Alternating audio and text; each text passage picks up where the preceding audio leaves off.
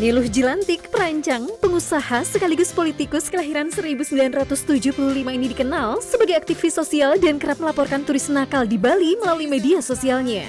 Pada 2022, Niluh Jilantik viral karena melakukan mediasi terhadap WNA asal Lebanon yang memaki dan mengancam pemilik kos saat WNA tersebut ditagih uang sewa. Niluh pun sempat mengunggah sebuah video dari akun @pickrich yang memperlihatkan ritual aneh yang dilakukan sekumpulan WNA di Ubud. Wanita yang dikenal pelayan rakyat Bali dan menjadi senator DPD RI terpilih ini kerap dianggap membuat Bali sepi lantaran aksi tegasnya. Niluh Jilantik juga dikenal sebagai perancang sepatu yang bermula ketika dirinya tak pernah memiliki sepatu berukuran pas semasa kecil. Kini produk Niluh sudah dipasarkan hingga mancanegara. Benarkah Niluh Jilantik sering merasa sedih karena perjuangannya kurang diapresiasi oleh warga Bali? Saksikan kisah selengkapnya hanya di Rumpi No Secret. Perjalanan Rumpi Vacation di Bali masih berlanjut. Kali ini kita sampai di butik milik Niluh Jilantik. Seperti apa obrolan Kak Ros dengan Niluh Jilantik?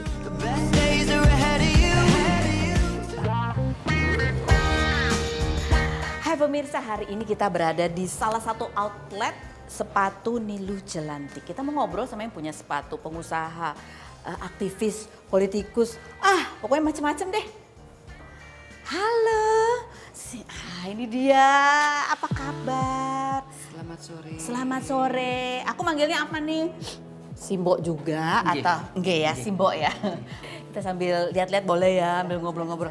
Ini kalau aku baca ya, Simbo ya, bahwa kan katanya ini terkait dengan pengalaman masa kecil katanya. Sehingga akhirnya terinspirasi untuk bikin sepatu dan bahkan punya usaha sepatu yang udah puluhan tahun sampai ke luar negeri. Sampai dipakai oleh artis-artis dunia gitu. Boleh cerita gak sih apa sih pengalaman masa kecil yang itu tuh yang menjadi salah satu tonggak yang kalau gede nanti aku bikin sepatu sendiri itu. Niluh Jilantik itu dibesarkan almost dengan tanpa sepatu. Jadi waktu kecil, waktu SD, Mbok itu bersekolah itu mengenakan sepatu yang ukurannya 2 sampai dengan 3 kali lebih besar dari yang seharusnya. Kenapa? Karena Mama sebagai orang tua tunggal, single parent saat itu membesarkan Mbok Niluh dan Mama mengkompensasikan keinginan beliau untuk kemudian mengirimkan seorang Niluh kecil ini ke sekolah yang bagus dengan pendidikan yang bagus, tapi harus kemudian kita berhemat di tempat yang lain. Berhemat di tempat yang lain, jadi konsekuensinya ya keseharian kita memang kita jalani dengan sangat sederhana. Dan Mbok bilang gitu loh sama Mama, Mak nanti kalau suatu hari nanti aku gede, aku bisa punya uang, aku dapat uang, aku mau beli sepasang sepatu yang pas. And that was my dream when I was 9 years old. Di tahun 2003 kami mempersembahkan sebuah brand yang bernama Niluh. Berawal dari impian sederhana itu, pengen banget punya sepasang sepatu yang pas. Kita ngobrol sambil duduk, boleh ya? Oh, mohon izin maaf. Kenapa? Saking semangatnya tadi Nggak cerita. Anak sambil lihat-lihat sepatu juga. Welcome to Niluh Jilantik. Rumpi No Secret. Kita buka-bukaan secret sekarang.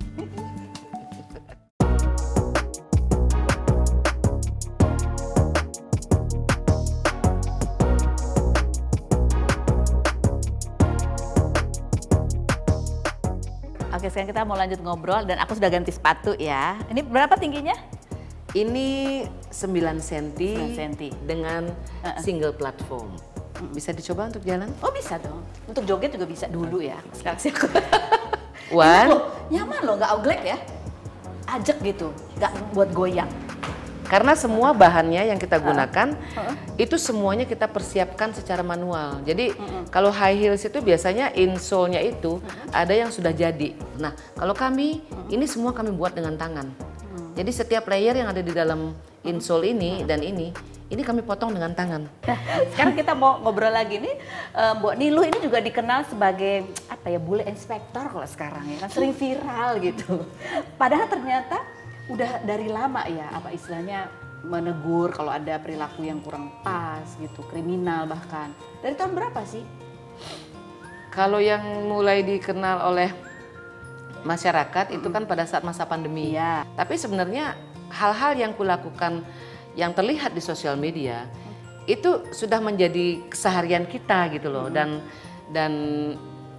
kan memang tidak semua harus diviralkan, memang tidak semua harus disampaikan ke publik gitu kan. Akan tetapi yakinlah bahwa yang Niluh Jelantik sampaikan secara publik dan yang Niluh Jelantik selesaikan secara internal itu sama berintegritasnya. Intinya begini, Niluh Jelantik tegas kepada WNA tujuannya sangat sederhana. Kita lahir di bumi yang namanya Indonesia, tanah kelahiran kita.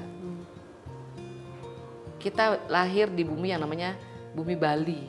Nah, terus lu datang gitu ke negara kita, datang ke pulau kami.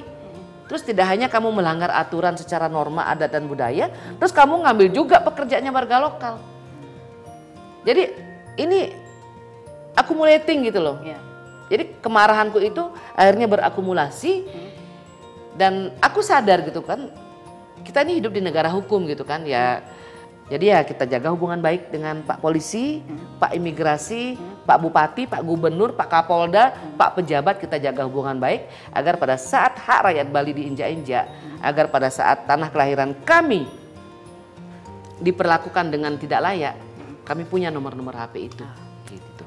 Pernah nggak sih dapat ancaman atau ya karena itu tadi, karena memperjuangkan hak-hak masyarakat? Sering. Yang paling menakutkan ada nggak? Dulu pernah toko kami mau dibakar, terus termasuk mama juga yang ada di dalamnya gitu kan. Dan itu yang kemudian menjadikan alasan kenapa keluarga besar waktu itu mengatakan stop. Maksudnya sudahlah, apa sih yang kamu perjuangkan gitu kan. Hingga akhirnya kemudian mama meminta aku untuk stop itu pada saat aku dihadapkan kepada kasus hukum yang berisiko untuk aku masuk 18 tahun ke penjara. Sempat? Hampir.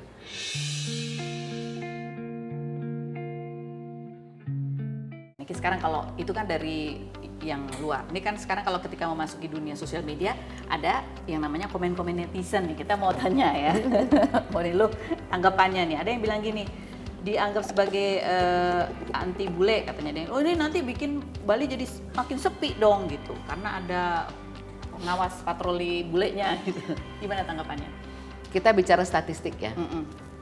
Sepanjang tahun 2022, 2023, 2024. Kita sekarang berada di kuartal kedua. Jumlah WNA-nya berapa? Naik. Jumlah turisnya berapa? Naik.